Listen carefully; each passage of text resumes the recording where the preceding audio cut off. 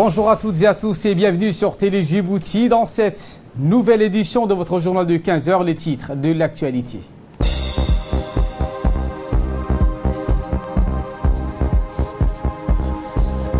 Sept nouveaux cas détectés et un programme de désinfection, c'est ce qu'a annoncé dans son point de presse journalier le secrétaire général du ministère de la Santé, le Dr Salah Bolita. Premier décès en Côte d'Ivoire, renforcement des mesures de confinement. Voilà pour les titres, merci si vous nous rejoignez sur Télé Djibouti et nous entamons cette édition avec la participation du chef de l'État qui prend part à un sommet de l'IGAD. Le chef de l'État Ismaïl Omar Guelleh a pris part aujourd'hui par vidéoconférence à un sommet extraordinaire de l'autorité intergouvernementale pour le développement, l'IGAD. Organisé à l'initiative du Premier ministre soudanais Abdallah Hamdok qui assure la présidence tournante de l'IGAD. Ce sommet était dédié au coronavirus et au protocole intégré de solidarité et de coopération que la région doit nécessairement adopter en vue d'une réponse concertée, coordonnée et efficace contre la pandémie. La nécessité pour les pays membres de l'organisation d'un échange d'informations et d'expertise sur la maladie a été au cœur de cette réunion.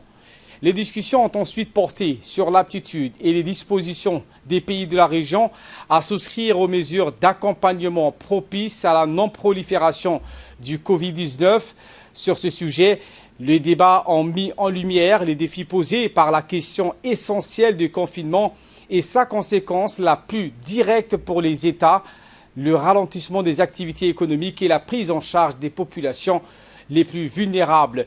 Le sommet servit également de plateforme de discussion à l'élaboration d'un cadre global d'interaction de l'IGAD avec les différents partenaires autour du Covid-19.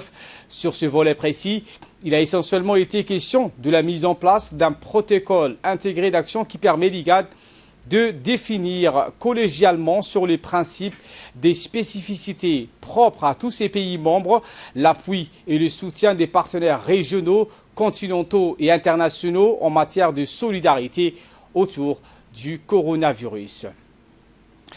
La participation du président Guelleh a essentiellement été marquée par une importante allocution qu'il fit au sein de ce sommet en vidéoconférence. Dans cette intervention, le chef de l'État djiboutien a procédé à l'inventaire général des mesures prises par notre pays en vue d'éviter la propagation du coronavirus. Dans ce sens, le président Guelleh a entre autres mesuré et entériné par notre pays, cité la fermeture des frontières, la mise en place de centres spécialisés pour le dépistage, le traitement et la quarantaine des patients du Covid-19, le confinement de la population. Les premières conséquences du confinement se font déjà sentir, notamment pour des milliers de gens des pays de notre région qui vivaient au quotidien de leur force de travail, a déploré le chef de l'État, favorable à l'initiation rapide des mesures d'assistance et de prise en charge immédiate pour ces composantes démographiques vulnérables. Le président Ismaïl Omar Guelleh mit également à profit cette allocution pour attirer l'attention sur l'intérêt lié à la création d'un fonds de solidarité de l'IGAD et dédié à la lutte contre le coronavirus. Ce fonds servirait pour les pays de l'IGAD des précieux sponsors à une coordination efficace et une prévention propice à la résurgence du Covid-19 dans la région, a-t-il indiqué. La maladie ne connaît ni nationalité ni frontière, a plaidé le président Guelleh, qui a laissé entrevoir un autre intérêt lié à la création de ce fonds à travers sa vocation à renforcer les mécanismes d'alerte, de veille et d'anticipation épidémiologique des pays de la région. Le chef de l'État a plaidé à apporter son approbation totale au Premier ministre éthiopien Abiy Ahmed, qui dans le cadre de la dernière réunion du G20 a évalué à 150 milliards de dollars les besoins multiformes de l'Afrique en matière de lutte contre le coronavirus. Outre le président de la République, Ismaïl Omar Guelleh, le Premier ministre soudanais qui assure la présidence tournante de l'IGAD, l'ensemble des autres chefs d'État et de gouvernement des pays membres de l'organisation, notamment le Premier ministre éthiopien Abiy Ahmed, le président ougandais Yoweri Museveni, le président kényan Uhuru Kenyatta, le président sud-soudanais Riek Machar et le président somalien Mohamed Abdullahi Mohamed ont pris part à ce sommet extraordinaire de l'IGAD. A noter également la participation à cette réunion par vidéoconférence de l'IGAD du secrétaire exécutif de l'organisation, M. Walrenier Gebeyou. To that of the UN Secretary General's pledge, the international community to assist our continent to handle this deadly pandemic and its aftermath. Last but not least, Djibouti would like to offer its full support to Prime Minister Abiy Ahmed's call on G20 countries for a $150 billion of emergency assistance to African countries so we can provide quick relief to our most vulnerable populations. The virus knows no nationality nor border, so more than ever regional coordination and assistance is key in how well and how soon we all get through those difficult times. Thank you, Your Excellency. Écoutons à présent le compte rendu du chef de la diplomatie djiboutienne et porte-parole du gouvernement Mahmoud Ali Youssouf sur ce sommet de l'IGAD. Bismillah ar-Rahman ar-Rahim, un sommet extraordinaire de l'IGAD a été organisé par visioconférence. Les chefs d'État étaient présents à ce sommet. Ce sommet extraordinaire était essentiellement consacré au Covid-19. La pandémie qui fait des ravages à travers le monde a déjà atteint notre région. Donc il fallait une réponse régionale à cette crise. Les chefs d'État de l'IGAD ont eu cette réunion ce matin, ont proposé un certain nombre de mesures qui ont attrait d'abord à l'aspect lutte contre la pandémie elle-même, comment organiser cette lutte régionale à travers une action concertée, coordonnée. Pour cela, ils ont décidé de mandater les ministres de la santé des pays de la région pour mettre en place cette stratégie coordonnée afin de proposer des solutions rapides, d'abord sur le plan de l'acquisition des équipements nécessaires pour lutter contre le Covid-19, ensuite pour essayer d'échanger les informations, ce qui est très important, de voir dans quelle mesure le contrôle des frontières serait un contrôle plus strict, également faire en sorte que les personnes vulnérables, telles que les personnes déplacées, les réfugiés, les migrants, ne puissent pas être oubliés de cette réponse globale de lutte contre la pandémie. Les ministres de la Santé devront rapidement donc se réunir après ce sommet pour pouvoir formuler cette stratégie de l'IGAD pour lutter contre le Covid-19. Une autre réunion importante doit se tenir. Les chefs d'État ont décidé que les ministres de l'économie et des finances des États membres devraient également se réunir rapidement pour pouvoir acter une décision qui a été prise lors du sommet de créer un fonds de solidarité pour lutter contre les impacts ou faire face aux impacts et aux conséquences de cette pandémie. Il y a des conséquences sur tous les pays, notamment dans les secteurs qui sont très fragiles, secteurs d'activité, tourisme, informel. Beaucoup de gens sont touchés, la production locale, les manufactures, l'agriculture, les éleveurs. Il y a donc une série de catégories de gens qui souffrent déjà de l'impact du Covid-19. Donc il faut rapidement une réponse économique à cette pandémie et les ministres des Finances vont se réunir très rapidement afin d'abord de mettre en place ce fonds régional et ensuite acter des mesures qui puissent toucher tous les États membres à travers donc des solutions adaptées à chaque pays. Les chefs d'État de l'IGAD ont également lancé un appel à la communauté internationale à travers les différentes institutions financières telles que la Banque mondiale, le FMI et d'autres institutions, afin que des fonds soient mobilisés pour d'abord approvisionner ce fonds régional, mais également apporter ce qu'on appelle un soulagement de la dette, voire une annulation de la dette des pays touchés, parce qu'il est difficile de faire face à cette crise médicale sanitaire et économique, tout en étant surchargés par le fardeau de la dette. Et donc un appel très clair pour que les institutions financières puissent alléger le fardeau de la dette des pays de la région, voire même l'annuler dans une certaine mesure. D'autres mesures relatives à l'impact social. Vous savez que dans nos pays, il y a des événements culturels, il y a des réunions religieuses, il y a tout ce qui est activités sociales qui ont été interdites et qui le resteront jusqu'à ce que ce confinement global de la population soit levé. Il faut savoir que la recherche fait son chemin.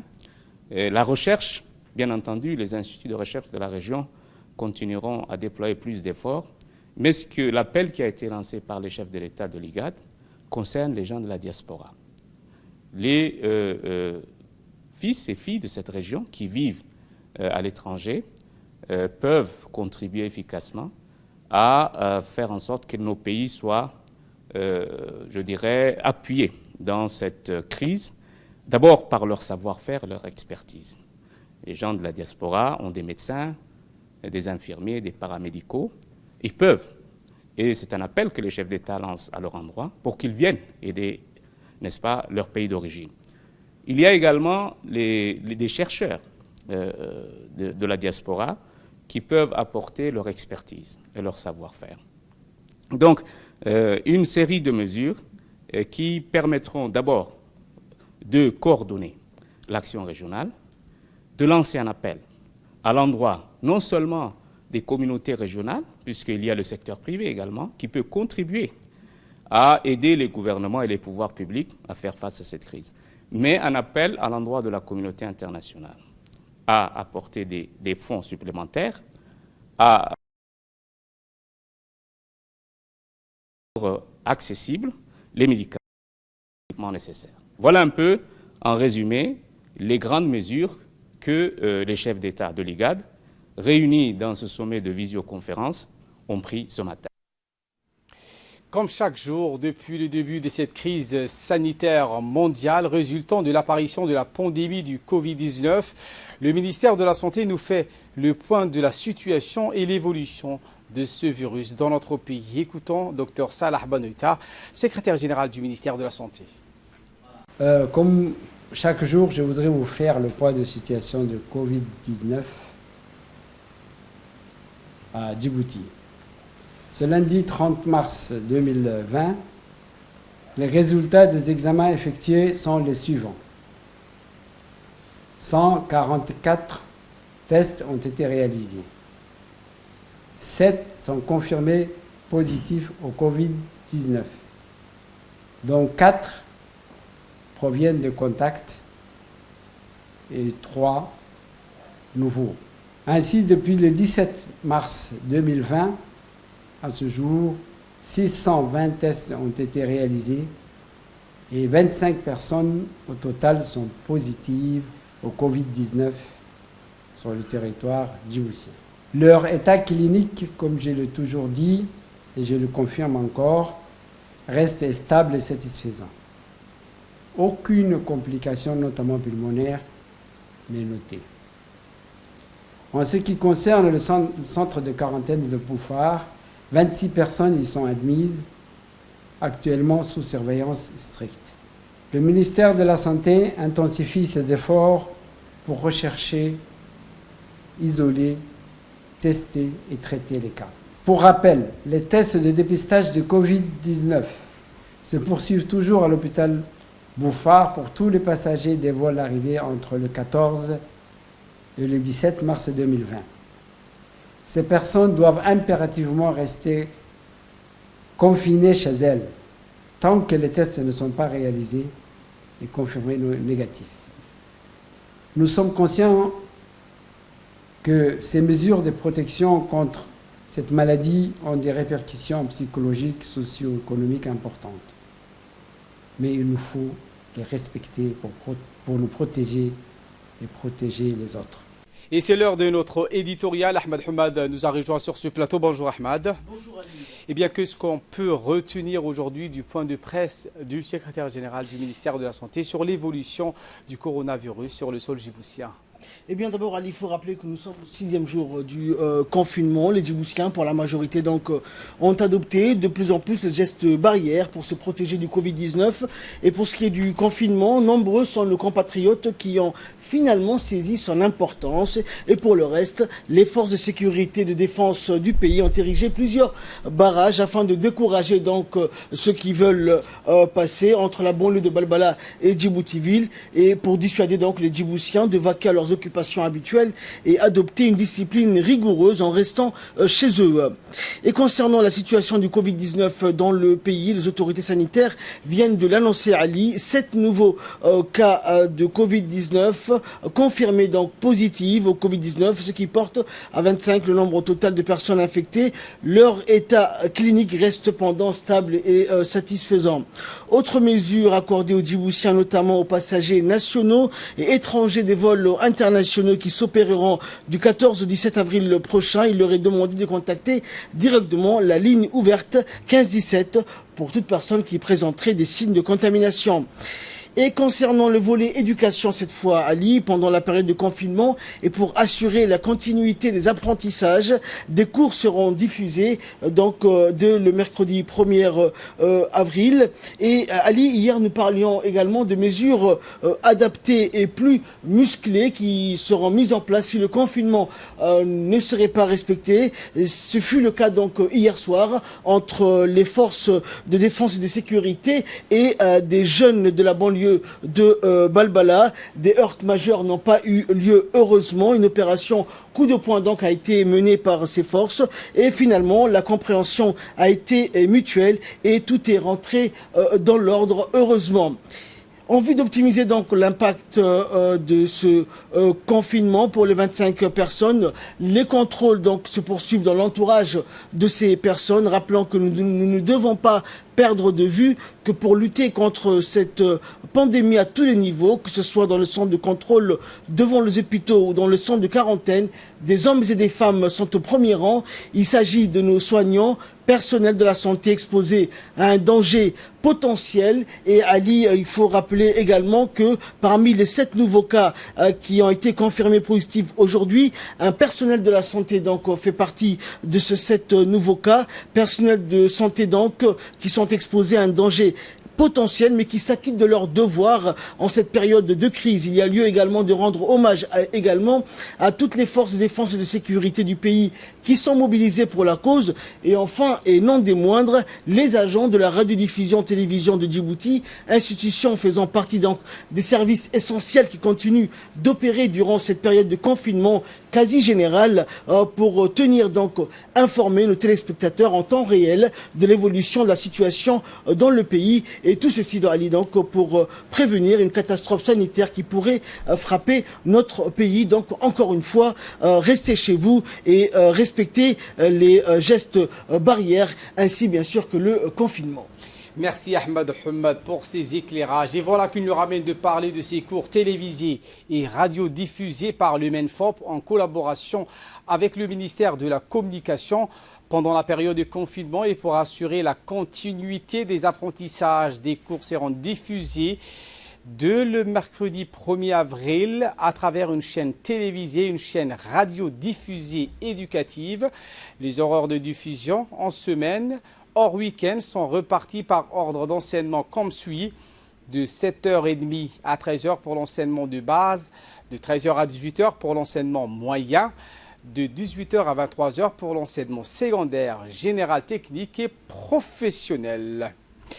Et de là, nous passons en nouvelles du monde. Je vous l'ai dit en titre, ce premier décès dû au coronavirus sur le sol africain en Côte d'Ivoire, plus précisément. La Côte d'Ivoire a enregistré hier son premier décès dû au coronavirus. C'est ce qu'a annoncé le ministère de la Santé de ce pays lors d'un bilan quotidien consacré à la pandémie. Le ministre n'a pas donné de précision sur l'âge ou le sexe de la victime et a souligné que le diagnostic avait été établi 25 nouveaux cas ont été officiellement enregistrés dans ce pays pour un total de 165.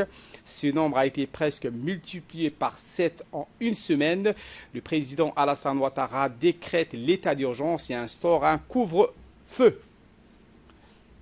Les pays européens renforcent les mesures de confinement. L'Espagne a enregistré dimanche hier 838 morts en une journée, son plus lourd bilan depuis le début de l'épidémie. Désormais, seuls les personnels de secteurs essentiels sont autorisés à poursuivre leur travail. Pour les autres, c'est un congé payé obligatoire de 8 jours qui devront être rendus d'ici la fin de l'année. 9 États de l'Union européenne demandent une mutualisation des dettes pour faire face aux défis de la reconstruction économique après épidémie. Le Premier ministre italien Giuseppe Conte a appelé à ne pas commettre d'erreurs tragiques.